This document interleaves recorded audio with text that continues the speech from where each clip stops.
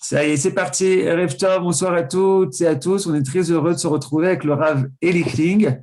Nouveau, c'est la deuxième fois dans cette nouvelle série de cours qu'on a l'occasion de retrouver le Rav Kling de Chemdat à Darom.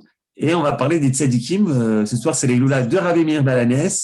C'est l'Eïloula de Rabbi Yehuda Bar Ilai. Mais toi, tu vas nous parler d'autres tzadikim, que tu vas nous parler de Bar Korba et de Rabbi Shimon Bar Yochai. Bechavod Arav. Ok, Bar Korva Tzadikim, c'est toi qui as dit, pour l'instant, c'est pas moi, enfin disons. Et non, mais ce que je voulais vous parler, en fait, je vais parler de Lag BaOmer. Parce que Lag BaOmer, franchement, si je vous dis comme ça, Lag BaOmer, vous pensez à quoi? Eh bien, c'est assez hétéroclite la vérité. On pense à plein de choses. On pense à, si vous demandez à un gosse, il pense d'abord au Médourot de Lag BaOmer, bien sûr, c'est-à-dire au feu de camp. Surtout ici en Israël. En France aussi, maintenant, il y a des feux de camp. À l'époque, quand moi j'étais jeune, il n'y a pas si longtemps, hein, qu'est-ce que c'était Lac Baomer en France? Je ne me souviens plus. Qu'est-ce qu'il y avait de spécial? Il y avait quelque part des défilés de gosses que les Lubavitch ils organisaient. Pas beaucoup d'ailleurs à mon époque. Après, c'est beaucoup multiplié. Mais c'était plus ou moins tout, quoi. Lac Baomer, c'était l'histoire des minagim, c'est-à-dire les Sfaradim arrêtaient les signes de deuil, et les Ashkenazim continuaient encore, on se demandait un petit peu pourquoi, et puis voilà, quoi, il n'y avait rien de spécial. Puis en arrivant en Israël, on s'aperçoit que il y a plein de trucs, en fait, Lac Baomer. Pour chacun, ça résonne autrement. Alors, vous avez en effet les feux de camp, puis vous avez tout d'un coup l'histoire de Rabbi Akiva qui arrive avec ces talmidim qui sont morts bizarrement, on ne sait pas trop exactement comment, une maguefa, une épidémie. Vous avez l'histoire de l'Aïloula de Rabbi Shimon Bar Yochai. Rabbi Shimon Bar Yochai, c'est un élève de Rabbi Akiva. Mais il ne faisait pas partie des morts de l'épidémie, lui, puisqu'il fait partie des élèves qui ont été ensuite, les élèves, les 5 élèves de Rabbi Akiva, après justement la terrible épidémie qui a décimé les 22 000 élèves. Moi, au début, quand j'ai appris 22 000 élèves, je me suis dit, c'est sûrement, encore une fois, le Talmud qui exagère.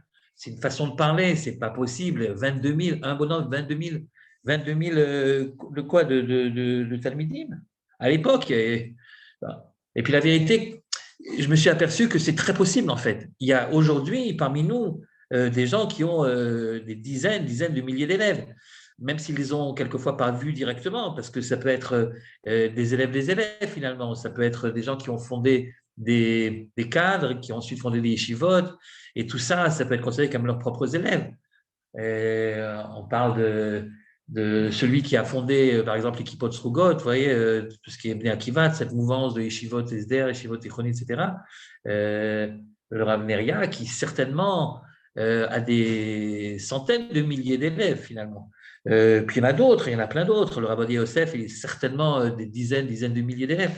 C'est-à-dire, bon, après tout, c'est peut-être pas du tout une exagération. 22 000, c'est Rabbi Akiva, quoi. C'est pas n'importe qui. Et ensuite, donc, il a eu comme élève supplémentaire, après le choc des 22 000, il a eu donc 5 élèves particuliers, comme ça nous raconte le texte, et en particulier, parmi les 5, il y avait Rabbi Shimon Bar Yochai, le même Rabbi Shimon Bar Yochai, qui est lié à Lag BaOmer aussi. Alors, pourquoi est-ce que lui, il est lié à Lag BaOmer? Comme vous le savez, c'est le jour de sa mort. Bon, alors, récapitulons.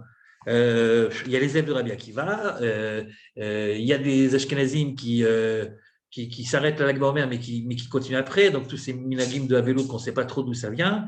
Il y a les feux de camp, il y a Rabbi Shimon Bar Yochai, ça fait un peu beaucoup, et puis ça fait un petit peu dispersé comme ça. Alors c'est quoi finalement Lag BaOmer? Qu'est-ce qu'on célèbre à Lag BaOmer? Qu'est-ce qui s'est vraiment passé là-bas?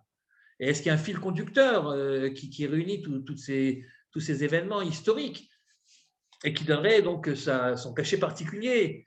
Alors, on sait que c'est notamment lié à la Kabbalah. Quand on parle de Lag BaOmer, Lag BaOmer, c'est quand même une fête des Mekoubalim en particulier. Tout le monde fête plus ou moins Lag BaOmer, chacun comme il a l'habitude. Mais enfin, voilà, c'est le Zohar, c'est la Kabbalah, c'est Rabbi Shimon Bar Yochai, quoi. Voilà. Donc c'est un truc mystérieux. Donc, la vérité, c'est pas si étonnant que finalement, jusqu'à aujourd'hui, on ne sait pas trop qu'est-ce qui se cache derrière cette journée particulière de Lag BaOmer, puisque elle est liée également à Rabbi Shimon Bar Yochai, qui est donc le fondateur du Zohar, qui est un livre qu'on approche avec beaucoup de précautions, on ne comprend pas tout, on ne sait pas trop si on a compris quand on lit quelque chose là-bas. Enfin voilà, c'est mystérieux. Aussi mystérieux que donc la journée de l'Akba Omer elle-même. Donc, nous, on n'a pas la prétention, évidemment, de rentrer dans les profondeurs de la Kabbalah. J'en serais absolument incapable, bien entendu, mais peut-être d'éclairer un petit peu davantage la journée que nous allons célébrer, donc jeudi soir, en fait, cette année. Alors, je voudrais simplement commencer par un titre, une phrase tirée d'un des nombreux livres de Rav Kook, une phrase qui, elle également, est mystérieuse, sibylline, c'est comme ça qu'on dit, je crois en français, une phrase un peu bizarre, mais qui est là pour nous donner une directive. C'est-à-dire, peut-être que si on comprend cette phrase, on comprendra davantage. Alors, la phrase en question, c'est celle que nous présente aujourd'hui notre cher Johan. Qu'est-ce qu'il dit Rav Kook? Hagvura ha'illa'a. Bon, ben ça commence. Illa, c'est quoi Illa? Illa, c'est simple, ça veut dire simplement glouya. Glouya, ça veut dire dévoilé. Gvura, c'est l'héroïsme. L'héroïsme dévoilé. Chez le Talmidei Rabbi Akiva, des élèves de Rabbi Akiva. Vatsfuna, chez le Kadoshé Keilot, et celle cachée, Tsafoun, c'est Tsafoun, vous vous rappelez la ficomane, Tsafoun, ça s'appelle Tsafoun caché. Et celle qui est cachée des Kadoshé Keilot, des saints des communautés, de quelle communauté il parle, de quel Kedoshim il parle et pourquoi caché. Mitrabrot Yachad, donc ces deux Gvurot, apparemment ces deux héroïsmes, se rassemblent, se rejoignent toutes les deux. Où ça? Be'otsar Harazim chez Rabbi Shimon Bar Yochai, dans le trésor des secrets de Rabbi Shimon Bar Yochai. Ouais. Enfin, c'est censé normalement nous éclairer, cette phrase, mais la vérité, elle demande elle-même un éclaircissement. Donc, on la relit encore une fois. L'Agvura, donc je ne sais pas comment, l'héroïsme, on va dire, l'héroïsme dévoilé des élèves de Rabbi Akiva et celle cachée des saints des communautés se rejoignent ensemble dans le trésor des secrets de Rabbi Shimon Bar Yochai. Bon, très bien. En tout cas, ce qu'on voit, c'est qu'il a l'intention, Rav Kook, de nous montrer en effet qu'il y a un rapport entre les différentes choses dont on a parlé. C'est-à-dire à la fois Rabbi Akiva, à la fois ces histoires de Kehilot, là, qu'il faudrait dire deux mots dessus, et puis à la fois Rabbi Shimon Bar Yochai. Bon, alors on va oublier pour l'instant cette phrase de Rav Kook, on essaiera d'y revenir tout à l'heure. Et puis, on va essayer de comprendre d'abord le jour de l'Akba Omer d'après l'éclairage de Rabbi Shimon Bar Yochai. Normalement, c'est donc le jour de la mort de Rabbi Shimon.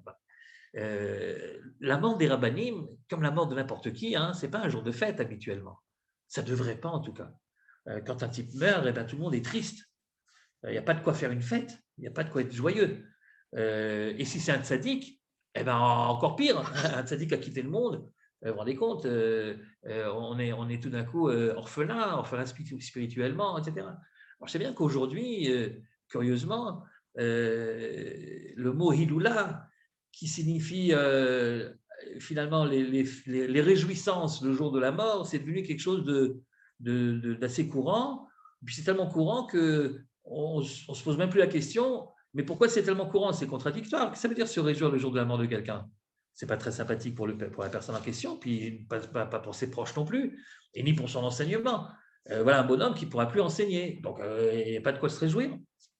Et en fait, la première Iloula du monde, c'est la première fois réellement où la mort d'un tzaddik a donné lieu à des réjouissances, c'est en effet le jour de l'Akba Omer, donc le 18 du mois de Iyar, qui est le jour de la mort de Rabbi Shimon Bar Yochai. Et en fait, on n'aurait pas osé, bien sûr, le transformer en jour de joie.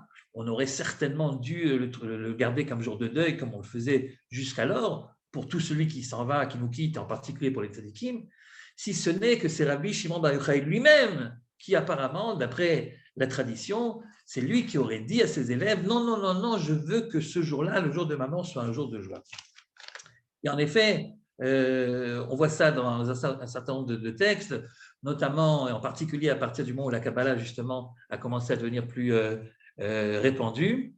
Vous avez par exemple ici, devant les yeux, vous avez un texte du Frida qui dit la chose suivante. Chaim Yosef David Azoulay, le Frida, mais il fait partie de ces Mekoubalim que nous connaissons bien autour de de l'école de Tzfat. Voilà. Alors, qu'est-ce qu'il dit le Chida? Yom Lag BaOmer, Yerbe Simcha. Il faut normalement multiplier la joie le jour de Lag BaOmer, l'Ichvod Rabbi Shimon Bar Yochai, que son mérite nous protège, qui ou Yom Haïloula Dilé, parce que c'est le jour où il nous a quittés, Venoda, et nous savons, chez Retsonohu, chez Ismechu, et nous savons, alors les Mekoubalim, ils savent plein de choses que toi et moi, on ne sait pas, mais nous savons, nous dit-il, que c'est ce qu'il voulait. Il voulait en effet qu'on se réjouisse ce jour-là. Et pourquoi est-ce que Rabbi Shimon Bar Yochai voulait qu'on se réjouisse le jour de sa mort? Pas parce qu'il est mort, bien sûr, mais parce que, figurez-vous, que le jour de sa mort, il est arrivé quelque chose de très important.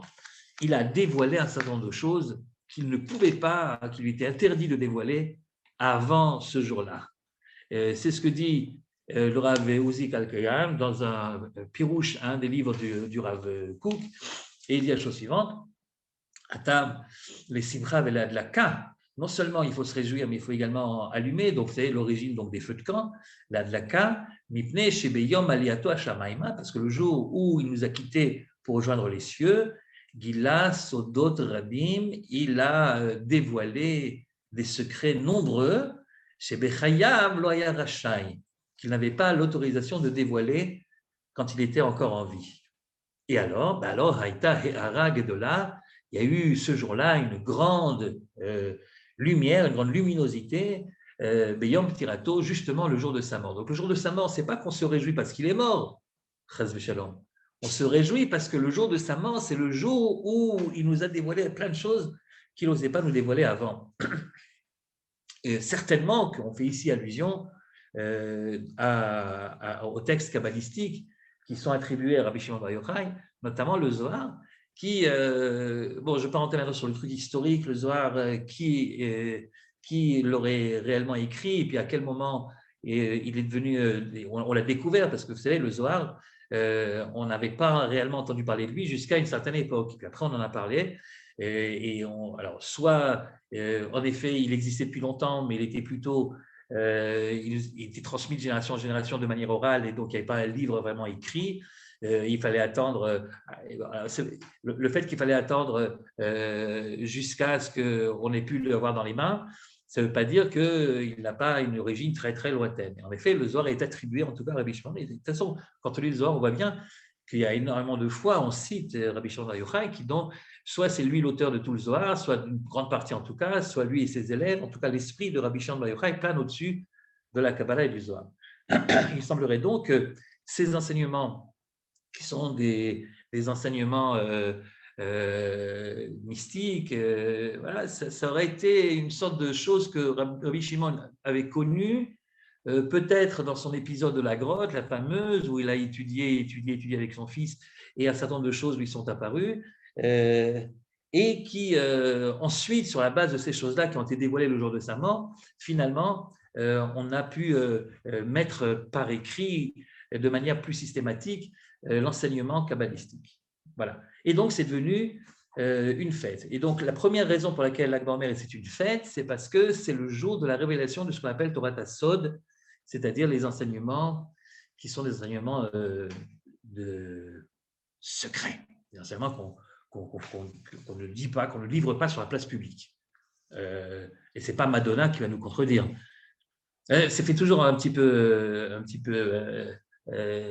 sourire le fait de voir, je parle de Madonna, mais vous savez, aujourd'hui, vous rentrez à la fac X ou Y en Israël et même dans le monde, et vous avez des cours de Kabbalah.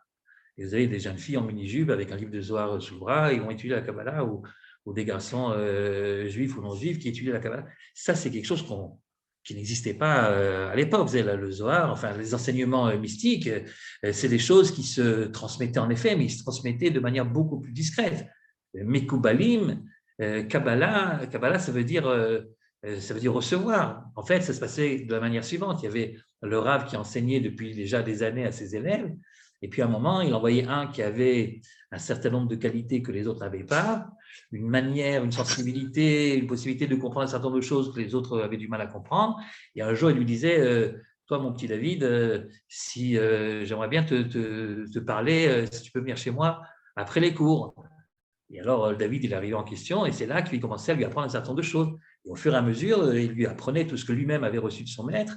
Et ces enseignements, il savait très bien, le petit David, qu'il ne devait pas les transmettre à tout le monde, mais à son tour, uniquement à certains particuliers. C'est pour ça qu'il y a tout ce mystère qui entourait l'étude de la Kabbalah, et puis également ses recommandations. Faites attention, ne l'étudiez pas directement, attendez d'avoir 40 ans, etc., etc. En tout cas, la base de cet enseignement nous aurait donc été livrée le jour du Lag BaOmer, le jour de la mort de Rabbi Shimon Bar Yochai, et c'est la première raison pour laquelle ce jour-là est un jour de fête. Ça veut dire également que, comme on l'a dit tout à l'heure, le fait d'allumer des feux, ça symboliserait l'éclairage, les lumières de tout un pan du judaïsme qu'on ne connaissait pas, qui est cet enseignement du Torah Tassod, et c'est cette lumière-là qu'on représente. C'est la première explication des feux de camp, et c'est la première explication de la simcha de ce jour qui est devenu un jour de joie.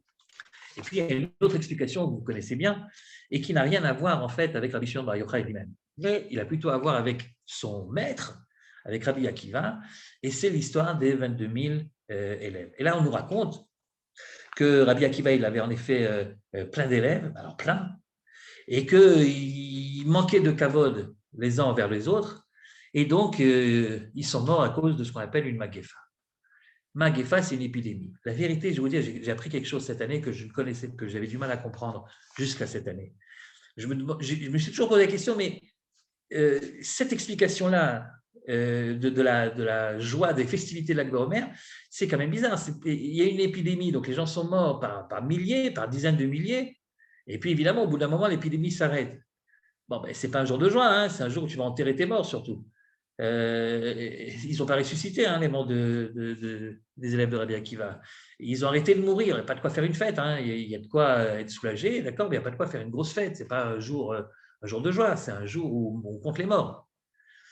Et c'est comme ça que je me disais à chaque fois, et ça me semblait toujours un petit peu bizarre cette affaire-là, que bon, l'épidémie s'est arrêtée, alors on en fait un jour de fête. Mais ouais, enfin bon, si on veut, quoi. Il ne s'est pas passé quelque chose de positivement important. Simplement, le côté négatif s'est arrêté, c'est pas exactement pareil.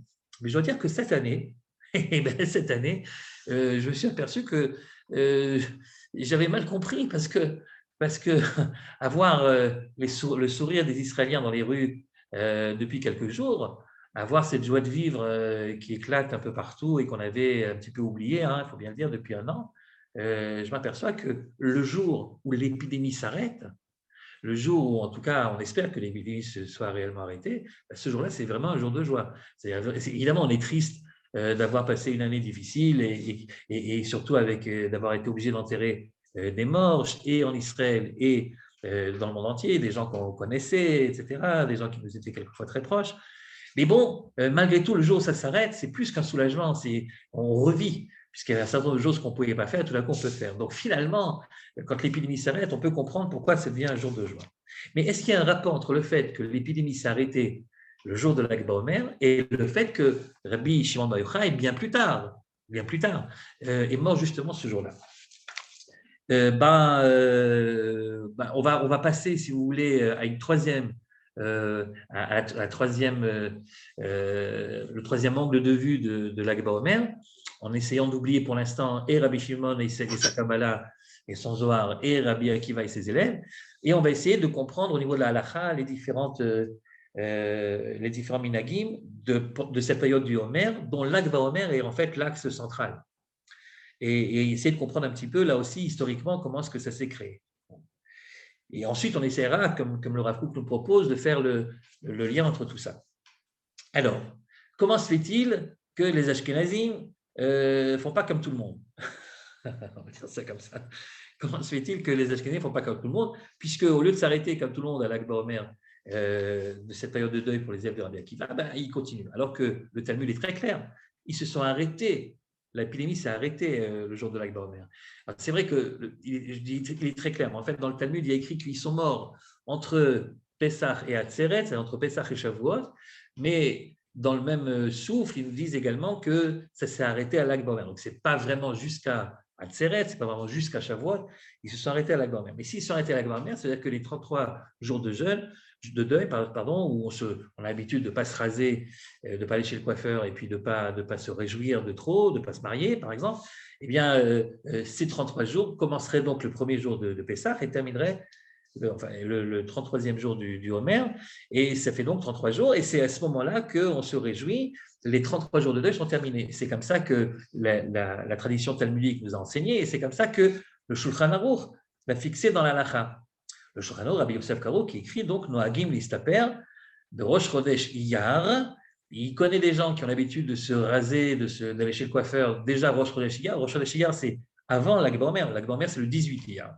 Donc, il dit il a vu que certains, sous prétexte que c'est Rosh Chodesh, au mois d'Iyar, ils vont chez le coiffeur. Non, Ta'out ou Beyadam. Non, on ne doit pas faire comme ça. On ne doit pas faire comme ça. Le Rosh Chodesh Iyar fait partie de la période des 33 jours qui vont de Pessah jusqu'à l'Ag Baomer. Non, on ne doit pas se raser. Il faut garder le deuil. Et là, vous avez Haga, c'est-à-dire une remarque. Et tout le monde sait que les remarques sur le Shulchan Aruch, c'est Rabbi Moshe Isserles, c'est donc le possèque, si vous voulez, le décisionnaire pour le judaïsme ashkénaze. Et il rajoute la chose suivante. Il dit, Mihu, cependant, D'Arbe Mekomot, Ken Noagim Listaper, Ad Rosh Chodesh Iyar. Et ils ne font pas tous comme il dit le Shulchan Aruch. Il y a des gens dans beaucoup d'endroits. Lui, évidemment, il voit les endroits qui sont autour de chez lui. Il y a beaucoup d'endroits, donc en Europe centrale, où il y a des gens qui ont l'habitude de se raser jusqu'à Rosh Chodesh Iyar. Donc, ils ne commencent pas à partir de Pessah, la période de deuil, mais ils attendent jusqu'à Rosh Chodesh Iyar inclus, et après seulement, ils commencent à s'endeuiller à la période de deuil pour les 33 jours, et ça commence seulement à ce moment-là. Notam loïs sapro belak baomer ve'elach. Et cela, ils ne s'arrêtent pas à l'Ag Baomer définitivement. Non, l'Ag Baomer, c'est juste une petite pause qui dure un jour. Et après, ils reprennent la période de deuil. Et en fait, ça va jusqu'à Shavuot. Le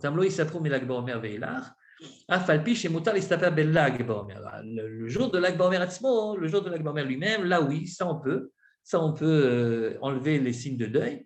Mais tout le reste, non. C'est-à-dire, en fait, on commence plus tard, dit-il, il y a des communautés qui commencent plus tard, qui commencent Rosh Chodesh Iyar et qui continuent jusqu'à Shavuot, mais qui s'arrêtent à l'Ag Baomer. Puis finalement, quand tu comptes, ça fait aussi 33 jours, mais ils sont donc répartis de manière différente. Et cela, donc il parle de ceux qui sont autour de lui, Lo istapru klal lacha Pesach, ad l'Ag Baomer, ils ne doivent pas se raser depuis Pessah jusqu'à l'Ag Baomer. Ok, donc ceux qui ont l'habitude de terminer le deuil à partir de l'Ag Baomer, donc ce que font les Sfaradim, eh ben, ils doivent faire attention de pas de commencer déjà après Pessah. La suite du Rama, Velo inahagu beirachat miktsat minagze ou miktsat minagze. Alors ça, je ne sais pas ce qu'il dirait aujourd'hui le Rama s'il habitait en Israël, puisqu'il dit la chose suivante, il dit bon, ce minag est légitime et ce minag aussi est légitime. C'est-à-dire de commencer à Pessah jusqu'à l'Ag Baomer, comme le Shulchan Aruch l'indique, et comme en fait la Gemara déjà l'avait indiqué au départ. Ou alors d'attendre avant de commencer la période de deuil, depuis Rosh Chodesh Iyar seulement, et d'aller jusqu'à Shavuot, à l'exception du jour de l'Ag Baomer, comme font les Ashkenazim, donc finalement, tout ça c'est légitime, l'un comme l'autre. Mais surtout, ce qui n'est pas légitime, c'est que dans la même ville, il y a des gens qui font comme ci, et des gens qui font comme ça. Voilà. C'est-à-dire, ils ont qu'à se débrouiller, d'essayer une fois pour toutes, qu'ici on fait ou comme ça, mais pas la moitié comme ci, la moitié comme ça. Mais parce que sinon ça fait des clans, quoi. Ça fait voilà, on n'a pas le droit de se séparer les uns des autres. Il faut que tout le monde fasse pareil. Je sais pas. Évidemment, il n'avait pas imaginé le Rama que la situation de Kibbutz Galouyot que nous vivons aujourd'hui en Israël, où c'est impossible d'arriver à un seul minag. Mais vous comprenez les problèmes que ça pose. Enfin, tout le monde sait quels sont les problèmes que ça pose aujourd'hui. Le fait de faire des périodes de deuil qui sont étalées différemment chez les uns et chez les autres. Il y a des gens qui n'ont pas le droit de se marier après l'Ag Baomer et d'autres qui ont le droit de se marier après l'Ag Baomer. Qu'est-ce qui se passe alors si le mari est ashkénaze et la femme est séfarade ou le contraire? Est-ce qu'on va faire le mariage? Est-ce qu'on ne va pas faire le mariage? Qui va venir? Qui ne va pas venir? Enfin, et évidemment, ce sont des gros problèmes. Moi, personnellement, je vais vous dire, moi, je suis normalement par mon père, je suis ashkénaze. Par ma mère, je suis séfarade, mais ça n'a pas de rapport ici avec le sujet. Donc, par mon père, je suis ashkénaze. Et on avait l'habitude, en effet, de faire le deuil de la grand-mère, donc pas aller chez le coiffeur, comme les ashkénazim. C'est-à-dire, on commence plus tard et puis on termine plus tard pour avoir notre compte des 33 jours. Et quand je suis arrivé en Israël, je me suis aperçu que ce n'était pas possible. Donc, je lui ai demandé à Rav si on pouvait changer. Il m'a dit, oui, pour ça, tu peux changer. Et donc, moi, je fais comme en fait la tradition talmudique l'exigeait au départ, comme le Shulchan Aruch le dit, c'est-à-dire on fait depuis le début jusqu'à l'Ag, et puis après c'est fini, sinon c'est plus possible, on ne peut pas continuer. Déjà comme ça, une clignote, on est embêté, on ne peut pas inviter les gens à Pessah, c'est à part qui tu habites, qui tu n'habites pas.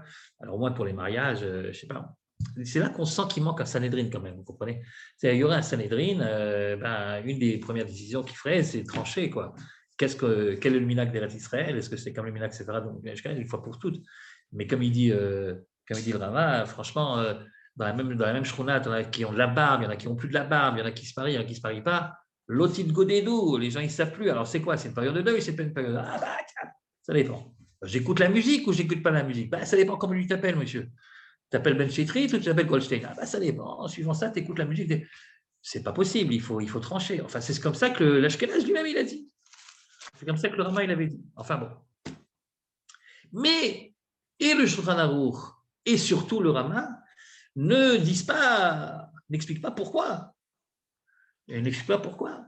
Alors, Shulchan Aruch, il n'a pas besoin tellement d'expliquer, parce que tout celui qui a lu le Talmud, il sait que c'est comme ça que c'est écrit, que les élèves de Rabbi Akiva sont arrêtés à l'Akbarner.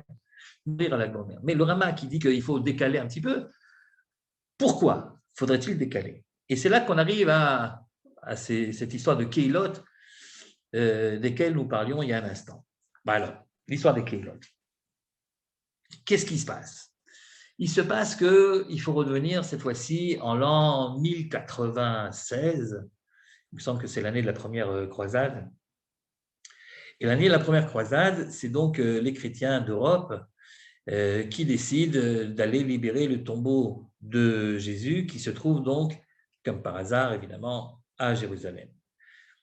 Et donc, d'après les historiens, derrière cet enthousiasme religieux chrétien, catholique, se cacherait également toutes sortes de motivations un petit peu moins nobles qui seraient de détourner l'attention du peuple des vrais problèmes de l'heure et de les amener faire la guerre un petit peu à l'extérieur.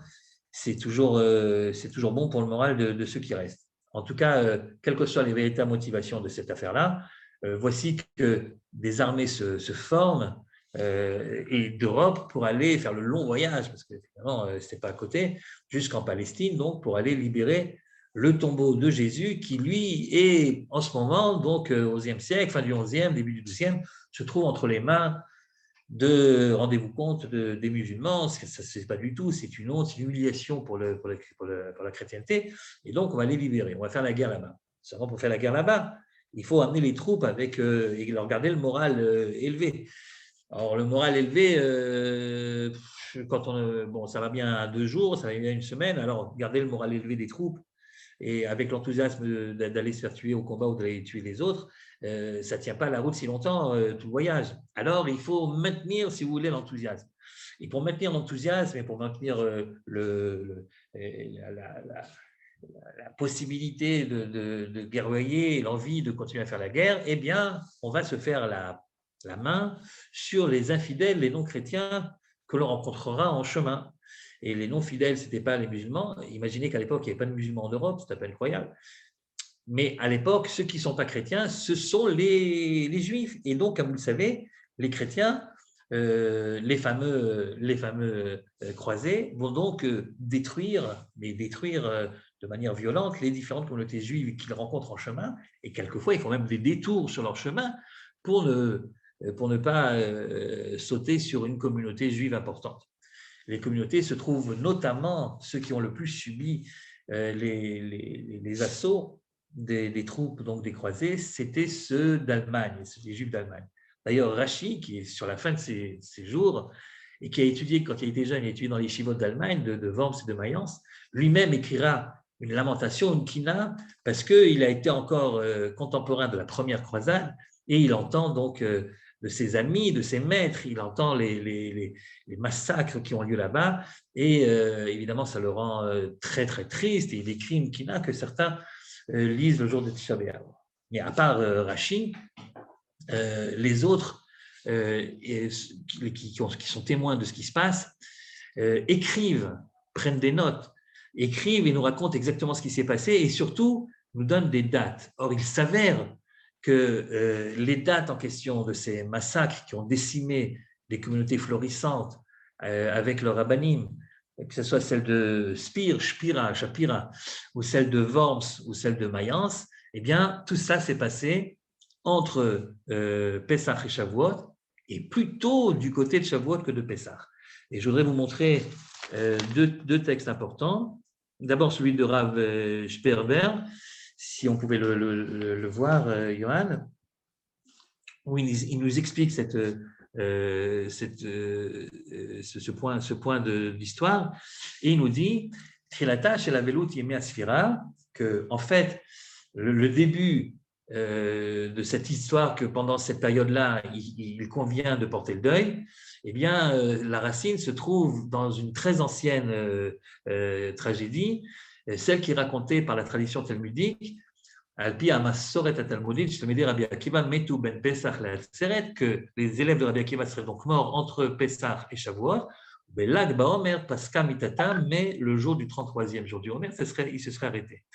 Je vous signale quand même que cette époque, s'il n'y avait pas eu cette affaire de Rabbi Akiva, cette époque aurait dû être une époque de joie, sans doute l'époque la plus joyeuse du calendrier juif, puisqu'on est en train de compter le Homer, c'est-à-dire on est en train de relier deux fêtes de libération, la libération physique de Pessah et la libération plus rouchanite, plus spirituelle, puisque c'est le nom de la Torah de Shavuot. Et d'une libération physique à une libération spirituelle, on est censé monter à chaque fois de degrés dans la Kedusha, dans la Tahara, et il y a donc 49 jours, 49 degrés, chaque jour c'est un degré supplémentaire, et ça devrait en fait aller nous rendre de plus en plus joyeux, de plus en plus élevés, de plus en plus kadosh, de plus en plus dignes. Et le fait que, à cause de ce qui s'est passé, ces différents événements historiques, cette période a pris une nouvelle tournure, ça ne doit pas nous faire oublier qu'à l'époque, en tout cas, avant les tragédies, les différentes tragédies qui se sont abattues pendant cette période-là, c'était au contraire une période de joie. À l'époque biblique, c'était une période de joie, et il y a même, vous savez, les offrandes qu'on offrait d'une part à Pessah et ensuite à Shavuot, on montre bien aussi l'évolution, puisqu'au début, c'était la nourriture de bêtes, et ensuite, à Shavuot, c'est des pains, c'est-à-dire la nourriture humaine. On passe de la libération physique représentée par l'animal à la libération spirituelle représentée par l'être humain. Donc, normalement, ça aurait dû être une période de grande joie. Et puis, finalement, bon, il est arrivé ce qui est arrivé et c'est devenu une période de tristesse. Alors, on reprend le texte. Ok, Metu ben Pesach le Atzerel, le Lag Baomer Pascha Mitatam. Haminag Asfaradi. Et ce que font nos frères d'origine séfarade, donc, Mistamer ala Masoret Talmudit, c'est vraiment ce que le Talmud avait dit depuis le début. On avait Zikaron la Velut Yeshanazo. Et elle ne prend en compte que cette période de deuil, puisque c'est la seule de laquelle parle évidemment le Talmud. Par contre, la tradition chez les Ashkenazim, elle est différente, elle est bien différente, puisque chez les Ashkenazim, Ishtakef fait la tragédie Shel Gzerot Tatnav, c'est l'année donc, c'est 1096, c'est la grande tragédie qui a des massacres de 1096, Bedamim Nagao, et c'est donc, et ce qui s'est passé, c'est que le sang des uns et le sang des autres se sont rejoints par le hasard du calendrier, par la coïncidence du calendrier. Finalement, on devait se rappeler des morts de l'époque de Rabbi Akiva et des morts de l'époque des croisades. Damam shel Talmidei Rabbi Akiva betishpochet damam atoses veroter shel kiddushei Ashkenaz. Ok, Harugim al Kiddush Hashem, les gens, les martyrs, si vous voulez, des communautés ashkénazes qui sont morts à Kiddush Hashem. Parce que vous savez qu'à l'époque, ce n'était pas encore l'antisémitisme raciste, c'est-à-dire qu'ils auraient pu sauver leur vie en se convertissant au christianisme, ils n'ont pas voulu le faire, et donc ils sont morts ce qu'on appelle des Kiddush Hashem. Et le problème, c'est que les juifs séfarades, ils n'ont même pas entendu parler de cette affaire-là, alors que les juifs ashkénazes l'ont vécu réellement, et pour eux, c'était une grosse tragédie. Alors, vous allez me dire, bon, ben, Ça n'a rien à voir avec l'histoire de Rabbi Akiva. Tu veux faire des journées supplémentaires de deuil, fais des journées supplémentaires de deuil. Prends la période de deuil des élèves de Rabbi Akiva jusqu'au 33e jour du Homer, très bien. Et puis rajoute, si vraiment tu veux honorer également les victimes des croisades, ajoute au moment, au jour où tu devrais l'ajouter. Ouais, mais là, c'est un peu compliqué. Parce que tu peux quand même pas, tu sais,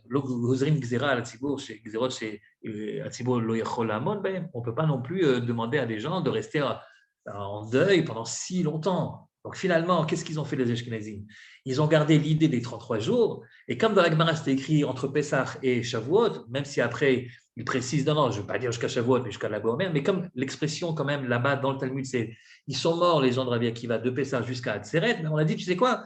On va garder l'idée de Pessah jusqu'à Atzeret, on va juste décaler un petit peu les 33 jours, de telle sorte que ça englobe également l'histoire des Keilot. Tout ça pour pas qu'il y ait trop de deuil dans la même époque. C'est un petit peu bizarre, c'est un petit peu curieux, ça ne devrait pas normalement être comme ça.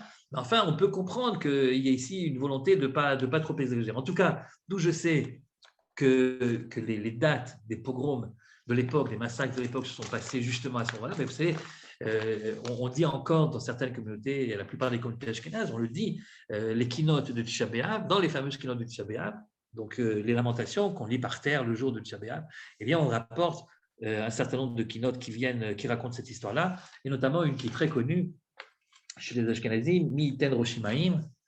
On va juste lire une partie de ce qui est écrit là-bas pour nous montrer à quel point ce qui est intéressant ici, c'est les dates. Mi'iten Roshimaim, Ve'enaim Ekordim Va'konen Mar ala Shapira. Donc ça commence par les morts de Spire. Shapira, les gens qui s'appellent Shapira, c'est parce qu'ils viennent en fait apparemment parce qu'ils viennent de cette ville. Alors Bacheni, ça veut dire le deuxième mois de l'année. Le deuxième mois de l'année, c'est le mois de Iyar. Bishmonebo, et c'était le 8 Iyar. Donc la première communauté qui était touchée, c'était le 8 Iyar. Le 8 Iyar, ça tombe bien, c'est évidemment très mal dit ce que je viens de dire là, ça tombe bien parce que en fait, c'est encore pendant la période des 33 jours, c'est avant l'Akba Omer. Donc c'était le 8 Iyar, Yom Argo Akara, etc. Nergo Bachor Chemed, Veshisha Adara, on vient nous raconter que les gens sont morts. Évidemment, je vous ai mis des petits points parce qu'on ne va pas lire toute la Kina, et puis parce que ça fait vraiment pleurer, c'est pas le moment. Mais regardez la suite, Kal, Vamaïsa, Bachona ou Bechora. Alors ça, c'était les autres, ça c'est Worms. Je crois que le reste est tombé. Pamaim Kitchu, Shem Hameyuchad Bemora. Eux, les pogroms, ils ont eu lieu à 2 reprises. C'est-à-dire qu'en fait, ils ont fait ça 2 fois, les croisés. La première fois, Besrim, Beshlosha, Bechodesh Ziv. Alors ça, c'est déjà le 23 du mois. Le 23 du mois, c'est donc après l'Akba Omer. Vous voyez, c'est de l'autre côté. Beisrim Beshlosha.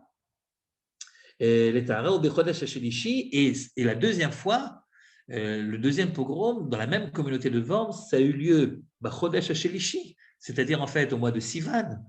Chodesh Hashelishi, Bekriyat Hallel et Shorera, c'est-à-dire Bekriyat Hallel, c'est au moment où on faisait le Hallel, c'est-à-dire à Rosh Chodesh, Rosh Chodesh. Sivan, c'est également un jour qui a été un jour noir, donc où les membres de la communauté de Worms ont été tués. Adirekal, Magenza, Adora, et puis il y avait ensuite Mayence. Bachodesh Hashlishi, c'est également le 3e mois, donc ils ont fait ça, vous voyez, de manière systématique, d'après leur itinéraire. Donc ils ont commencé par Spire, et puis après ils sont allés à Worms, puis après ils sont allés à Mayence. Et quand ils sont arrivés à Mayence, eh bien, on était déjà le 3e mois, donc le mois de Sivan. Bashlishi, Nosaf, le Davon Umara, Chodesh Asherafach, le Yagon Vetsara, et c'était donc le 3 du mois. Le 3 du mois de Sivan, c'est là que la communauté de Mayence a été décimée. Et la suite, c'est d'ailleurs que ça continue même la veille de Shavuot. Donc là-bas aussi, c'était en 2 reprises, et puis ça continue même la veille de Shavuot. Vous voyez, le dilemme qu'avaient donc les poskim ashkénazes, c'est de dire comment est-ce qu'on va honorer leur mémoire? On ne peut pas faire comme si de rien n'était. On ne peut pas non plus trop exagérer au niveau de la durée du deuil. Alors, on va un petit peu changer l'histoire. De toute façon, ce n'est pas si important si on commence au début ou si on ne commence pas au début. L'essentiel, c'est les 33 jours. Et comme ça, on est fidèle à la massorette de Talmud en rajoutant la mémoire des morts des croisés. Voilà donc l'origine. Ouais. 2 questions. Déjà, on sait qu'on dit Lola Arbev, Simcha, Besimcha. On ne rajoute pas une Simcha avec une Simcha. Par exemple, à Sukkot, à Chalamonet Sukkot, on ne peut pas se marier. Et là, on dirait que c'est l'inverse. C'est triste, on rajoute une tristesse comme si qu'on pouvait. C'est la première question. Et la deuxième question, il y a eu plein de Kehilot à plusieurs moments dans l'année qui ont été tués, qui ont été massacrés. Des pogroms, ça ne date pas des croisades. Pourquoi c'est tellement important? Alors, sur la première question, tu remarqueras qu'il y a écrit En Marvim Simcha B'Simcha, il n'y a aucun texte qui dit que En Marvim Tsar B'Tsar. C'est-à-dire qu'il y a un problème de ne pas consacrer l'essentiel de ta joie à l'événement spécifique et à mélanger une joie avec une autre joie. Parce que quand tu mélanges une joie avec une autre joie, c'est comme si tu manquais de respect pour le deuxième événement qui est joyeux parce que tu lui dis, bon, je me réjouis pour celui-là, je me réjouis pour ça également. Mais ça ne se fait pas. Par contre, quand il s'agit de tragédie, surtout lorsqu'il s'agit de tragédies qui ont ceci en commun, c'est que des juifs meurent parce qu'ils sont juifs, bon, ben, après tout, c'est pas si différent que ça. Le fait que ceux-là, ils sont morts en Eretz Israël, les autres, ils sont morts en Allemagne, finalement, il y a des siècles de là, finalement, ils sont morts, et ceci et cela, pour défendre une idée du judaïsme, et puis voilà. Et donc, finalement, c'est pas si grave que ça. C'est pour la première question. Quant à la deuxième question, je ne me rappelle plus quelle était la deuxième question. Des pogroms, il y en a eu toute Oui, l'année. oui, Pourquoi il y c'est en a eu. tellement spécial? Alors, je suppose, là, je ne peux pas évidemment être sûr, mais je suppose que c'est parce que, en fait, c'est la première fois qu'il y a eu ce genre de communauté qui a été entièrement décimée. Et donc, ça a été un choc énorme. Et que jusqu'à présent, jusqu'à cette époque-là, rappelons-nous, donc, qu'est-ce qu'il y avait? Il y a eu la grande époque de Babylone. La grande époque de Babylone, c'est une époque où les Juifs n'étaient pas massacrés ou persécutés. C'est une époque où les Juifs étaient en exil, mais ils se sont organisés et même ils sont devenus presque un État dans l'État. Il y avait le représentant de la Gola, il y avait tout ça. Et puis ils ont créé donc, le Talmud, et puis après il y avait les Géonim, etc. Il n'y avait pas réellement ça. Ensuite, il y a eu en effet d'autres kilotes qui sont créés un peu partout. Il y avait déjà avant, il y avait un certain nombre de lois restrictives concernant les Juifs. Mais il n'y a jamais eu, jusqu'à ce moment-là, jusqu'au XIe siècle, il n'y a pas eu dans l'histoire juive réellement de pogrom. Le mot pogrom, d'ailleurs, il vient de plus tard, mais enfin bon, aujourd'hui on appelle ça comme ça, il n'y a pas eu de pogrom. Et donc c'était tellement surprenant et tellement traumatisant que les poskim de l'époque ont dit on ne peut pas passer à côté. Après, malheureusement, quand c'est devenu quelque chose de plus courant, eh ben, on s'est dit sans doute la même chose que ce qu'ils se sont dit à ce moment-là. La raison pour laquelle ils ne voulaient pas trop rajouter, eh ben, c'est la même chose que sont dit les autres. Et si à chaque fois que des gens sont massacrés, une fois ici, une fois là, on décrète des jours de deuil pour tout le peuple juif, ça ne sera plus possible. Et donc, c'est pour ça qu'à mon avis, c'est pour ça qu'il y a une différence. Et tu as raison que dans l'idée, on ne devrait pas faire, si on fait des périodes de deuil pour les gens de Mayence et les gens de Worms, on devrait faire également pour les gens pour les pogroms de Constantine et pour les pogroms de partout. Mais alors finalement, ce qui s'est passé, c'est que chaque communauté, en général, elle a gardé de la même façon qu'elles ont gardé également, c'est des communautés qui gardent des Purim, des jours de joie, des jours de miracles spécifiques à leur communauté, où on fait la fête dans la communauté. De la même façon, certains ont gardé des jours de deuil pour ce qui a frappé de manière très ponctuelle cette communauté-là et pas les autres. Mais c'est vrai que depuis ce moment-là, on n'a plus élargi ça à l'ensemble du peuple juif. Et d'ailleurs, tu vois que même pour les morts des croisés, ça n'a pas été élargi à l'ensemble du peuple juif, puisque c'est seulement les communautés qui ont été autour, qui l'ont vécu, qui continuent aujourd'hui encore à marquer d'une certaine manière leur deuil, alors que les autres, même une fois qu'ils ont appris, c'est-à-dire, bon, au début, ils ne savaient pas, ils étaient loin, ils n'ont pas entendu, mais quand après on leur a dit, les Shken, ils font, il y a les tueurs de morts, oui, d'accord, Worms, c'est bien gentil, Worms, enfin bon, ok, c'est votre. On peut pas non plus pleurer continuellement pour tout le monde, évidemment. Et donc, ça s'est arrêté là. Voilà. Si on revient à notre histoire et qu'on essaie de comprendre maintenant davantage qu'est-ce qui se passe dans ce fameux lac Baomer, c'est donc la journée quand tu sois Ashkenaz ou que tu sois Sfarad, c'est quand même la journée qui est une journée de joie. Soit elle marque la fin de la période de deuil, soit elle marque le milieu d'une période de deuil qui est un petit peu allongée, mais c'est quand même une journée particulière où là-bas, bon, c'est quand même lac Baomer. C'est quand même lac Baomer. Mais alors, c'est intéressant parce qu'il dit les sangs des uns et les sangs des autres se sont mêlés, c'est bien. Mais voilà, il ne dit pas plus que ça. Et il faudra attendre le Rav Kook pour nous dire attends, il se passe quelque chose ici de très important. Il faut bien comprendre, ce n'est pas un hasard. C'est pas un hasard si les deux sangs se sont mêlés autour de ce jour-là, c'est-à-dire soit avant, soit après. Mais quelque part, le centre est le lac Baomer lui-même. Et là, pour comprendre Alors on va reprendre peut-être, si tu peux nous ramener la phrase qu'on a vue de Rav Kook, qu'on a vu tout au début, pour essayer de comprendre de quoi il s'agit réellement. Alors, Rav Kook, il dit Hagvura ha'illa'a, donc l'héroïsme glouya, ila'a, donc dévoilé, des Talmidim de Rabbi Akiva, et celle qui est secrète des Kedoshim, des martyrs, on va dire des Kehilot, des communautés, il fait évidemment allusion aux communautés ashkénazes d'Allemagne, Mitrabrot Yachad, finalement elles se retrouvent. Les deux Gvurot se retrouvent, à condition que Beotsar Razim sur Rabbi Shimon Bar Yochai, à condition que tu as bien compris le secret du message que Rabbi Shimon Bar Yochai veut te faire passer. Alors, de quoi est-ce qu'il parle ici? Et c'est quoi cette Gvura Ila'a des Talmidim de Rabbi Akiva? Il faut croire que le Rav Kook, comme d'autres avant lui et d'autres après lui, n'ont jamais pris réellement cette affaire-là à la lettre, que les élèves de Rabbi Akiva seraient morts d'une épidémie. D'une sorte de maladie, comme ça un beau matin, il y a une épidémie, ils sont tous morts les uns après les autres comme des mouches.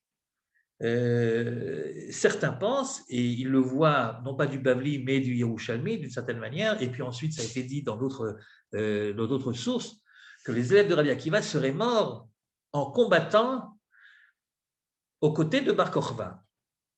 Donc ça, on le sait historiquement, que Rabbi Akiva a dès le départ soutenu la révolte de Bar Kokhba, et même a appelé Bar Kokhba lui-même Mashiach. Pour lui, il avait un potentiel messianique important, c'était sans doute le Mashiach lui-même, et il a donc incité ses élèves à participer au combat. Et ces dizaines de milliers d'élèves seraient morts en fait en combattant. Et la Magéfa ici, c'est la Magéfa telle qu'elle se trouve dans le Talmud Bavli, mais ce n'est pas obligatoirement d'une Magéfa dont on parle, ce serait d'une mort au combat. C'est pour ça qu'il appelle ça la Gvura Ila'a, c'est-à-dire une bravoure visible. Tout le monde voyait évidemment qu'en combattant contre les Grecs, contre les Romains, Bar Kokhba et ses amis étaient des gens braves, des gens courageux, des Giborim. Voilà, c'est de ça qu'il parle. Et bon, je ne vous apprendrai rien en vous disant qu'en effet, certains pensent que c'est de ça qu'il s'agit avec les élèves de Rabbi Akiva. Et donc, ça veut dire que l'histoire de l'Akba Omer, finalement, est aussi liée à l'histoire de Bar Kokhba. Et je ne sais pas si vous savez, mais il y a une minag, qui est un minag assez répandu également, de jeux d'arc et de flèches que l'on fait à l'Akba Omer, que les enfants font à l'Akba Omer, et qui reprennent en fait les combats de l'époque. Les armes de l'époque, c'était les flèches et les arcs. C'était en fait l'histoire des combattants de Bar Kokhba. Et peut-être aussi que les feux de camp qu'on allume, c'est les feux de camp que font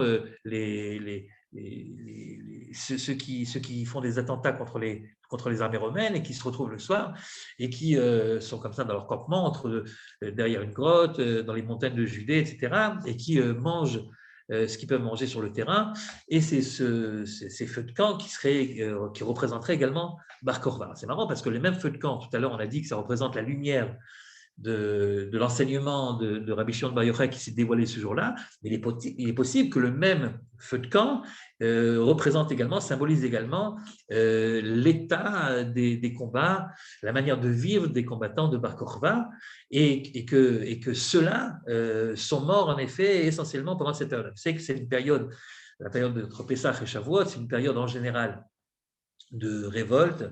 C'est le printemps, et ce n'est pas seulement chez les Juifs, mais chez les Juifs en particulier, mais pas seulement. Lorsque les beaux jours arrivent, quand le printemps vient, quelque part psychologiquement, c'est toujours vérifié dans le livre d'histoire, c'est toujours en général autour de ces dates-là que les grandes révolutions commencent, c'est rare de commencer des révolutions, vous voyez, en plein hiver. C'est rare. C'est parce qu'il y a quelque chose dans l'air, si vous voulez, au printemps, qui fait que tout d'un coup, il y a un vent de liberté qui souffle dans l'air. Vous voyez, les oiseaux gazouillent, les papillons papillonnent, les fleurs fleurissent, et voilà, et les amours également, les amours chez les bêtes, et puis chez les hommes également. Et voilà, il y a un sentiment de renouveau de la nature qui fait que, au niveau psychologique, les peuples aussi qui sont asservis se disent, nous aussi, on va revivre, quoi. On ne va pas rester enfermé et asservi jusqu'à la fin des temps. Et si le moment est venu de faire la révolution, c'est bien à ce moment-là. C'est donc le mois de mai, le joli mois de mai. Les révolutions en Europe de 1848, voilà, c'est les mois de mai. En 68, en 1968 également, il paraît qu'au mois de mai, il y avait une sorte de mini-révolution, de pseudo-révolution, qui ensuite s'est répandue un petit peu partout en Europe et ailleurs. Et ben oui, ben voilà, ben le mois de mai. Le Bar Corvin, il a dû commencer également ses exploits à cette période-là. Et au bout d'un moment, au bout de quelques temps, ça a mal tourné et ça a mal tourné. Voilà, c'est une époque qui est propice, si vous voulez, à la Géoula, qui est propice aux grands bouleversements, aux grandes révolutions. Et quelquefois ça marche, quelquefois ça ne marche pas. Alors quand le Rabbi Akiva dit c'est le Mashiach, c'est vrai, ben oui, c'est normalement ça devrait. Et puis si jamais il perd, si jamais il perd, ça devient un moment de deuil. Si vous voulez, ça nous explique pourquoi cette période-là est en fait une période propice à la Géoula. C'est ce que je disais tout à l'heure, c'est entre Pessah et Shavuot, c'est entre la première libération et la deuxième libération, ça devrait être au contraire un moment de joie intense. Et puis, quelquefois, tu te dis, si un moment de joie, si c'est propice à la joie, venez, on essaye. Et oui, mais quelquefois, ça ne marche pas. Alors tout d'un coup, ça prend une... Mais ce n'est pas que encore aujourd'hui, les nouvelles journées de festivités qu'on a rajoutées dans le calendrier juif depuis la création de l'État d'Israël se trouvent, comme par hasard, également pendant cette période-là, entre Pessah et Shavuot, comme si plus la Géoula approchait et plus on retrouvait le goût, le sens de ces journées de l'origine, d'avant l'exil, de ces journées qui sont censées être des journées de joie et de festivité. C'est-à-dire le Yom Ha'atzmaut qui est plus proche de Pessah et le Yom Yerushalayim qui est plus proche de Shavuot, finalement, sont des journées qui redonnent à toute cette période, petit à petit, un aspect beaucoup plus joyeux que ce qu'il avait pendant nos 2000 ans d'exil. Alors, on continue encore à ne pas se raser, ouais, on continue à ne pas se marier, mais enfin, bon, on fait des exceptions dans telle journée, telle autre, et puis finalement, de plus en plus, la joie de la Géoula, elle prend le pas un petit peu sur les affres de l'exil. Mais c'est normal, c'est pas qu'on change tout d'un coup une période de deuil en période de joie, on redonne simplement à la période de joie le caractère qu'elle avait avant de devenir, par la force des événements et des choses, une période de deuil. Mais en fait, elle retrouve le caractère qu'elle n'aurait jamais dû normalement quitter s'il n'y avait pas eu tous les problèmes qu'on a eus à cause de l'exil et les grands massacres, etc. etc. Bien. Ceci étant dit, quel rapport peut-on réellement trouver entre les morts de Worms et de Mayence et les morts de Rabbi Akiva, les élèves de Rabbi Akiva qui seraient morts donc à la guerre contre Bar Korba? Tu peux pas comprendre le rapport entre les deux si tu ne rentres pas dans l'enseignement de Rabbi Shimon Bar Yochai. Et c'est ça que le Rav Kook veut dire en disant il faut essayer de comprendre que le message secret. Alors le message secret n'est pas si secret que ça. Et la vérité, c'est que le Zohar, évidemment, il est plein de messages au pluriel, mais il y a quand même une ligne conductrice qui est celle des Mekoubalim. Et Rabbi Shimon Bar Yochai, on le connaît, pas seulement à cause du Zohar, mais on le connaît également à cause de sa vie et de sa manière qu'il a de voir les choses. Tout le monde se rappelle de ce fameux texte, c'est le dernier qu'on va lire ensemble, mais c'est un texte que vous connaissez, où on voit comment est-ce que Rabbi Shimon Bar Yochai, qu'est-ce qu'il ressentait par rapport à l'occupant romain. D'accord, vous vous rappelez de ce texte-là, un texte très connu qui se trouve dans la Gemara de Shabbat et qui dit la chose suivante. On va de nouveau pas lire entièrement le texte parce que d'abord il est connu et ensuite il est un petit peu long, mais enfin qu'on se rappelle les choses essentielles. Regardez ce que dit le texte. Donc nous sommes dans la Masechet Shabbat et Yad et Rabbi Yehuda nous raconte qu'ils étaient trois, Rabbi Yehuda, Rabbi Yossi, Rabbi Shimon. Rabbi Shimon, c'est Rabbi Shimon. Les trois sont des élèves de Rabbi Akiva, et tous les trois étaient assis donc et discutaient. Et puis il y avait également un autre qui n'était pas en fait un Talmid Chacham, il s'appelait Yehuda Ben Gerim, et lui, il était assis avec eux comme un Talmid qui écoute ses maîtres, quoi. Et qu'est-ce qu'on fait quand on est assis et qu'on prend un café à Jérusalem ou ailleurs? Eh bien, on commence à parler de politique. Eh bien, c'est ce qu'il faut. Et c'est Rabbi Yehuda, le premier qui parle et qui dit, écoutez, on peut dire tout ce qu'on veut sur les Romains, mais enfin, quand même, reconnaissons Kamanaïm, Asem, Shulmazou, quand même, depuis qu'ils sont là, il y a un certain nombre de choses qui sont passées qu'on ne peut pas nier. Naïm, des choses belles. Vous vous rendez compte, il faut quand même. C'est l'occupant quand même. C'est l'occupant. Mais Rabbi Yehuda dit, c'est peut-être l'occupant. Mais enfin, il faut quand même reconnaître ce qu'il faut, j'allais dire, rendre à César ce qui appartient à César. Qu'est-ce qu'ils ont fait? Eh bien, d'abord, ils ont instauré des shvakim. Avant, c'était le balagan, et maintenant, on a des chouks. On sait où acheter quoi et où. Ce n'est pas n'importe qui ouvre sa petite étale n'importe où. Non, c'est bien fait, c'est structuré. il y a des routes, et puis il y a des étals, et puis tout ça, ça se fait par sujet. Il y a les fruits ici, il y a les légumes là-bas, voilà. Il y a les chouks, les marchés romains. Et puis, Tikno également, Gesharim, ils ont fait également des aqueducs, des ponts. Et des ponts, pas seulement pour passer dessus, mais également pour faire rentrer de l'eau. Et puis, Tikno, Mechetzaot. Et puis, bon, il faut dire la vérité, au niveau hygiénique, ils ont quand même rajouté plein de trucs. Avant, on allait se laver une fois tous les, quand on allait à la port de la mer, à la rivière, etc.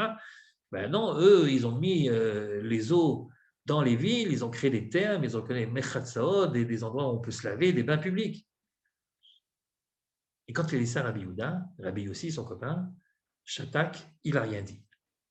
Il n'a rien dit, sans doute parce qu'il n'était pas d'accord, mais qu'il n'osait pas trop le dire. Les murs ont des oreilles, on parle quand même de l'occupant. Et si je dis tout ce que je pense sans doute Rabbi aussi, ça va mal se terminer. Ou alors peut-être, Rabbi aussi ne dit rien parce que les paroles de son ami lui font réfléchir. Après tout, il n'a pas tout à fait tort.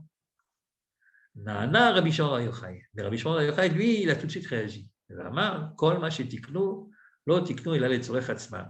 Rien du tout. Ils ne méritent aucune considération. Tout ce qu'ils ont fait, là, ce que tu es en train de nous raconter, ils l'ont fait uniquement pour leurs besoins et leurs plaisirs personnels. Les shvakim, les oshibem zonot, ces endroits publics où on rencontre tout le monde, où tout le monde rencontre tout le monde, où les femmes font leurs courses et les hommes se trouvent là-bas également, eh bien, c'est des endroits où la znout, où la prostitution va son plein, et tout le monde le sait.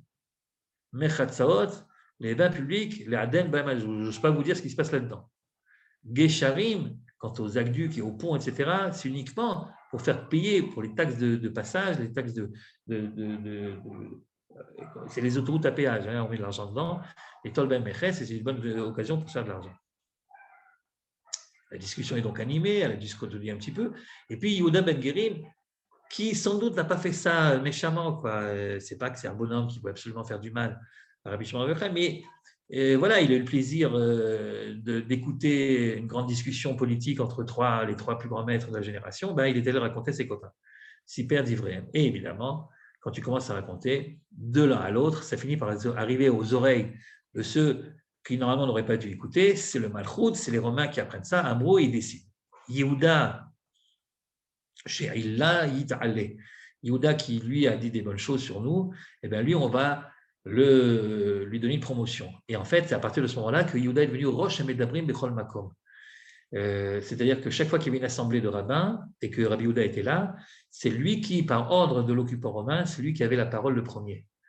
Je ne sais pas dans quelle mesure il a dû apprécier, vous voyez, parce que bon, il appréciait les Romains parce qu'il voulait, objectivement, il voulait dire ce qu'il avait à dire, mais ça ne veut pas dire non plus qu'il louait les Romains, qu'il les aimait beaucoup. Et le fait que chaque fois qu'il y avait une assemblée, tout le monde savait que c'est Rabbi Yehuda qui allait commencer parce que c'est le copain des Romains, je ne sais pas, moi à sa place, enfin, je suppose qu'il n'a pas dû apprécier énormément, mais enfin, on ne lui a pas non plus demandé son avis. Donc Yehuda, chez Hila, il est allé. Quant à Yossi, chez Shatak, eh bien, le fait qu'il n'a rien dit, et c'est très mal jugé par les Romains, il aurait dû prendre la défense des Romains, et s'il ne dit rien, eh bien, il va être exilé à Tzipori, dans le nord du pays. Quant à Shimon, Rabbi Shimon, Shigina, Yehareg, eh bien, lui, on va le tuer carrément.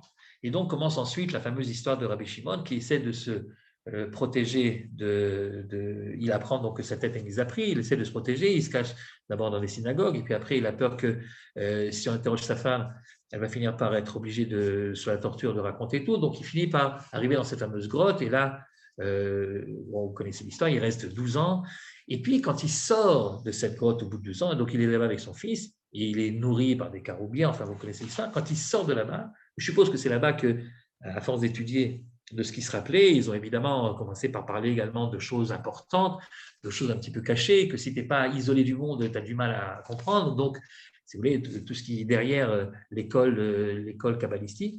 Et puis, quand ils sont sortis, ils ont vu ces juifs qui commençaient des agriculteurs, quoi, qui semaient, qui s'occupaient d'agriculture.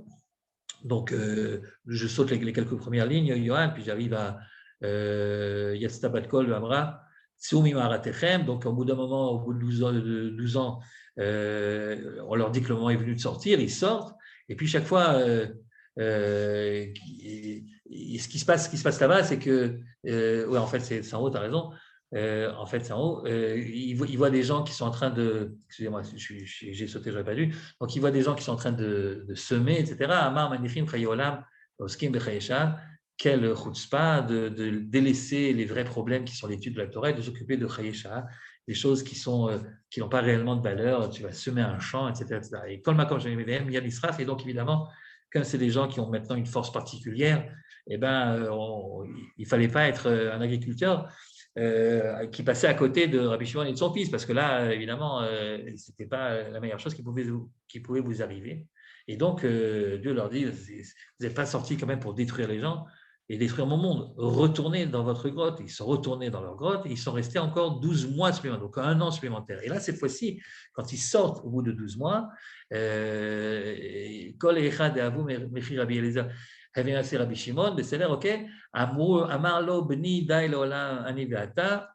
Là, la vérité, c'est pas très clair. Qu'est-ce qu'il a voulu dire par là? Mais en tout cas, le regard qu'il porte sur les gens ensuite a un petit peu changé. Regardez la suite du texte. Tout d'un coup, il voit, c'était un vendredi, et puis il voit un vieux juif qui a dans ses mains qui court en fait Ben Hashmashot juste avant Shabbat, et il a dans ses mains des hadassim, et alors il lui dit, il leur dit mais à quoi sert ces hadassim? Et il dit c'est pour Shabbat. Et pourquoi tu en as deux et pas un? C'est un à cause de Zachor, les mitzvahs positifs du Shabbat, et un à cause de Shamor, les mitzvahs négatifs du Shabbat. Et puis tout d'un coup, ils sont très impressionnés, comme s'ils ne savaient pas avant que les Juifs respectaient le Shabbat, mais là, tout d'un coup, ils sont très impressionnés. Et Kama Chavim Mitzvot à l'Israël, regarde comment comme les Juifs adorent faire les mitzvot, c'est formidable. Et ils se sont calmés. C'est-à-dire leur volonté de détruire le monde, si vous voulez, leur agacement à les voir s'occuper de choses futiles, ça s'est calmé parce ils les ont vu un Juif qui avait dans les mains quelque chose qui vient de la nature et qui, malgré tout, était pour le Shabbat. Il y a beaucoup d'idées qui sont derrière tout ça, notamment la fin de cette affaire-là. En sortant, ils sont tellement heureux qu'il leur est arrivé un Nes, qu'ils ont pu donc rester tellement longtemps et survivre, qu'ils décident de faire quelque chose de positif pour le monde et d'arranger quelque chose. Ils se demandent qu'est-ce qu'ils peuvent faire pour le bienfait de l'humanité, un petit peu comme Yaakov qui est arrivé à Shrem et qui a décidé de faire quelque chose de bien. Alors, qu'est-ce qu'ils font? Eh bien, Amarav Matbea Tiken Lahem, Mushmael Amar Shvakim Tiken Lahem, Rabbi Yochanan Amar Mechetzot Tiken Lahem. Et c'est marrant parce que c'est exactement les différentes choses qu'il reprochait aux Romains de faire parce que ce n'était pas dans les bonnes intentions. Et là, tout d'un coup, ils décident de faire des choses qui sont exactement pareilles, c'est-à-dire à la fois au niveau économique, à la fois de faire des shvakim, cette fois-ci des marchés comme il faut, et des marchetzot également, des bains également, évidemment dans l'esprit de la Torah. Il y a quelque chose de très intéressant dans cette affaire-là. Qu'est-ce qui est le grand message? Qu'est-ce qui se passe avec Rabbi Shimon Bar Yochai, et qu'est-ce qu'il reproche au début aux Romains? Ce qu'il nous dit, Rabbi Shimon Bar Yochai, c'est que ce qui se passe dans la réalité, ça ne m'intéresse pas. Ce qui m'intéresse à moi, dit-il, c'est les raisons, c'est les motivations. Si le Romain, il a fait quelque chose qui peut être sympathique, qui peut être utile, mais je sais très bien que sa motivation était mauvaise et que c'était en fait quelqu'un de débauché, eh ben, son bain public, j'en ai rien à faire. Bon, moi, ce qui est important, ce n'est pas de juger les gens d'après l'extérieur. Ce qui est important, c'est de rentrer à l'intérieur, de comprendre quelles sont les kavanotes, quelles sont les raisons profondes pour lesquelles tu fais telle ou telle chose. Il sort de tout cela une pression très importante sur la kavana du cœur. C'est-à-dire, ce n'est pas tellement important de prier, ce qui est important, c'est comment tu pries et pourquoi tu pries. Ce n'est pas tellement important la mitzvah que tu fais, ce qui est important, c'est l'Eshem Yichud, qui est donc un mina qu'on a pris justement des Mekoubalim, c'est-à-dire avant de faire chaque mitzvah, dis avec tes mots à toi, prends du temps pour te concentrer et pour que tu t'expliques à toi-même pourquoi tu fais les mitzvot, quelle est l'intention. Si tu as fait quelque chose qui ensuite peut être utilisé pour le bien ou peut être utilisé pour le mal, ce n'est pas ce que tu as fait qui est important, c'est pourquoi tu l'as fait, qu'est-ce qu'il y a derrière. C'est pour ça qu'à la fin, au début, quand ils sortent la première fois, ils sont très énervés parce qu'ils ne comprennent pas les intentions réellement de celui qui laboure et de celui qui sème. Mais lorsqu'ils s'aperçoivent que finalement c'est fait dans une bonne intention, c'est fait l'Ichvot Shabbat, c'est que finalement le travail est fait pour le Kodesh, le Chol est fait pour le Kodesh et pas le contraire, alors tout d'un coup, ils comprennent que la motivation était bonne et c'est ça qui est important pour eux. Et eux, ils vont montrer qu'ils peuvent faire aussi la même chose que ce que leurs mains font, mais ils le font cette fois-ci dans des bonnes intentions. Le grand message des Mekoubalim, le grand message du Zohar, c'est de ne pas regarder ce qui se passe à l'extérieur, mais d'essayer de comprendre les profondeurs des choses. De ne pas regarder la mitzvah pour la mitzvah, mais de voir qu'est-ce qui est derrière la mitzvah. Quelles sont les grandes kavanotes que tu dois avoir avant de faire la mitzvah. C'est ça le grand enseignement. Et le Rav Kook, dans cette fameuse phrase qu'il a dit donc au début de notre étude, c'est ça qu'il voulait dire. Il voulait dire, si tu regardes bien le fond des choses, tu peux comprendre le rapport qu'il y a entre les différentes choses qui sont arrivées pendant cette période-là. C'est vrai que les défenseurs les soldats de Bar Kokhba, ils sont morts les armes à la main. C'est ce qu'on appelle une gvoura illaha. C'est ce qu'on appelle un héroïsme dévoilé, évident. Tout le monde applaudit, tout le monde dit ceux-là, ce sont des giborim. Mais ceux qui sont massacrés sans réagir, uniquement pour leur conviction, après tout, est-ce qu'ils sont vraiment des giborim? Est-ce qu'on peut appeler ça une gvoura? Appelle les tzadikim si tu veux, appelle les chassidim, mais est-ce que vraiment ce sont des héros? Il a fallu au jeune État d'Israël des années pour réparer son péché de jeunesse qui consistait à croire que le véritable héroïsme, c'était uniquement celui qui consistait à prendre les armes et à se défendre les armes à la main. Et celui qui n'était pas capable de le faire, celui qui se laissait massacrer pour ses convictions, c'était un juif de l'exil, à tel point que toute l'idée de la Shoah était insupportable à entendre pour un Israélien des premières années, parce que, en le disant ou sans le dire, mais en le pensant très fortement, il considérait finalement tous ces gens-là qui sont partis à l'abattoir sans réagir comme justement le juif à ne plus être. On peut avoir beaucoup de pitié pour eux, mais pas plus que ça. C'est certainement pas des gens qu'il faut admirer. Et cela a pris beaucoup de temps. Remarquez que le jour qu'ils ont fixé, les dirigeants de l'État, le jour qu'ils ont fixé pour célébrer, pour commémorer la Shoah, eh bien, c'était le jour de la révolte du ghetto de Varsovie. Comme si c'était indécent de consacrer une journée à la Shoah si on ne parlait pas en même temps et même surtout de la gvoura de ceux qui ont lutté. Comme si la seule possibilité d'être héroïque à cette époque-là, c'était de prendre les armes et de lutter effectivement contre les nazis. Évidemment que c'est de l'héroïsme. C'est ce que le Rav Kook appelle de l'héroïsme évident. Mais il y a une autre forme d'héroïsme qui est bien plus difficile à remarquer de prime abord, mais qui n'est pas moins héroïque.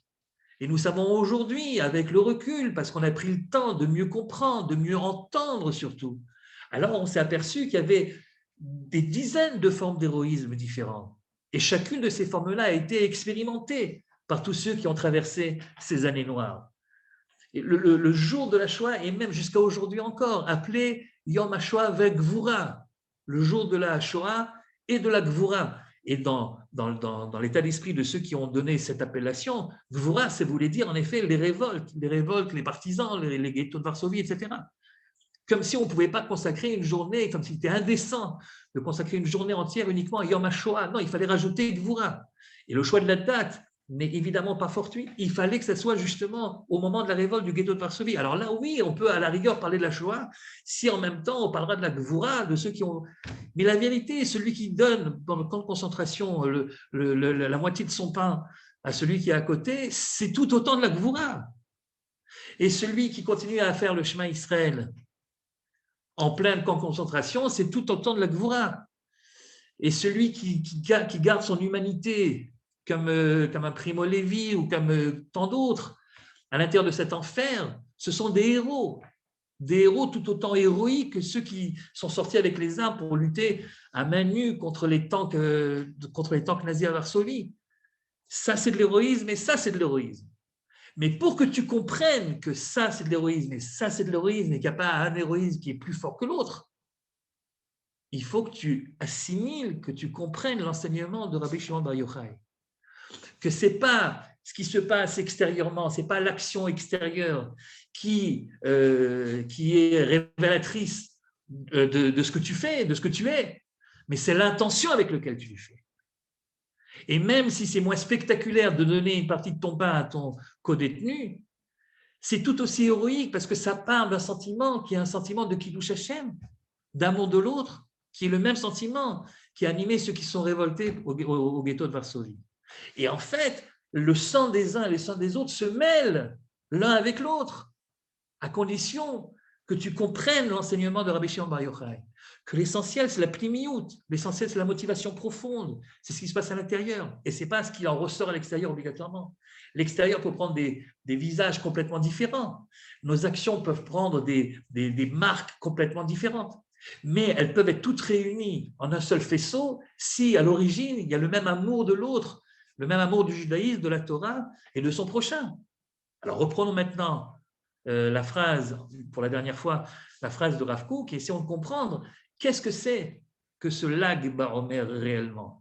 Et Rav Kook dit en effet, si on reprend donc la phrase du début, Hagvura Ha'illa'a, c'est-à-dire l'héroïsme évident des Talmidim de Rabbi Akiva qui sont battus les armes à la main contre la grande puissance romaine, à l'instar, si vous voulez, de ceux qui ont suivi leur exemple à Varsovie. Okay, ça, c'est les Talmidim de Rabbi Akiva. Et l'héroïsme, non pas moins héroïque, mais beaucoup plus tsafoun, beaucoup plus caché, beaucoup moins visible a priori. Il faut beaucoup plus de temps pour bien comprendre et le saisir. Des Kedoshé à Keilot, de ceux qui ont donné leur vie pour la Kedusha, pour le Kedush Hashem, dans ces fameuses communautés d'Allemagne. Mitrabrot Yachad. Tu peux comprendre que les deux se rejoignent, que le sang des uns et le sang des autres se rejoignent, que les deux gvurot n'en forment qu'une, à condition,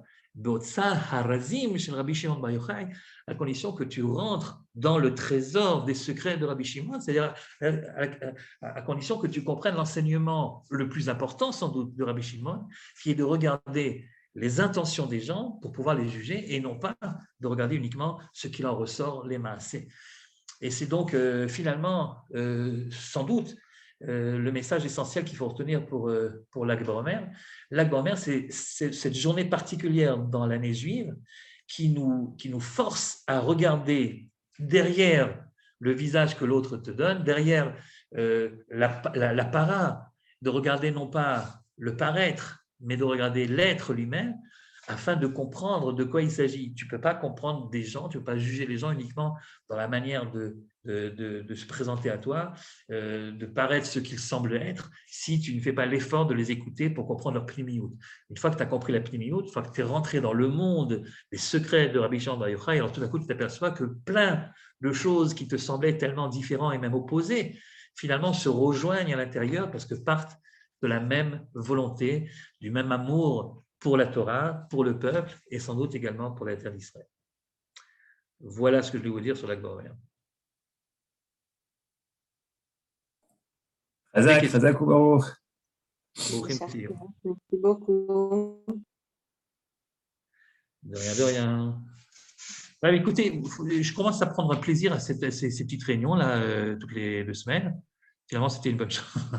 Donc, je remercie encore une fois Léa d'avoir eu la bonne idée.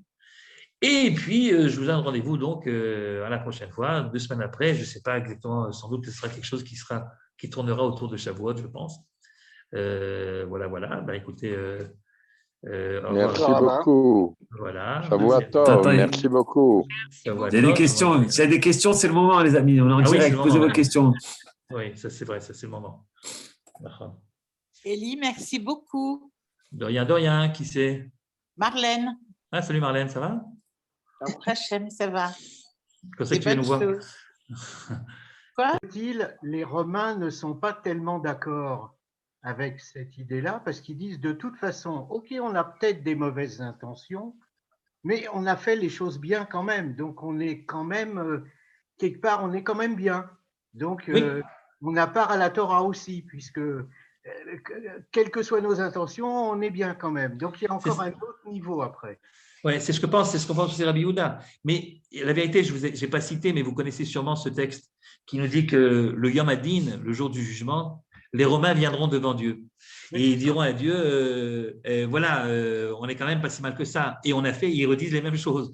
On a fait des bains publics, on a fait des shvakim, et c'est Dieu qui dit, en fait, il est possède, si vous voulez, comme Rabbi Shimon Bar Yochai, puisque Dieu leur dit, oui, mais tipshim shekmotrem, espèce d'imbécile, tout ce que vous avez fait, je le sais très bien, vous l'avez fait pour vos besoins personnels et pour des choses qui ne sont pas très avouables. Et donc, ne me racontez pas que vous avez fait les choses bien. Donc, il y a dans ce deuxième texte, qui est très parallèle au texte de Rabbi Shimon, une sorte de volonté de la part de celui qui la raconte, de dire qu'Akadosh Baruch Hu lui-même, finalement, il donne un ercher, si vous voulez, il donne à la manière de voir de Rabbi Shimon Bar Yochai, qui est de voir davantage ce qui se passe à l'intérieur des gens et pas de se fier uniquement, pour le bien comme pour le mal, de ne pas se fier uniquement à l'aspect extérieur des choses.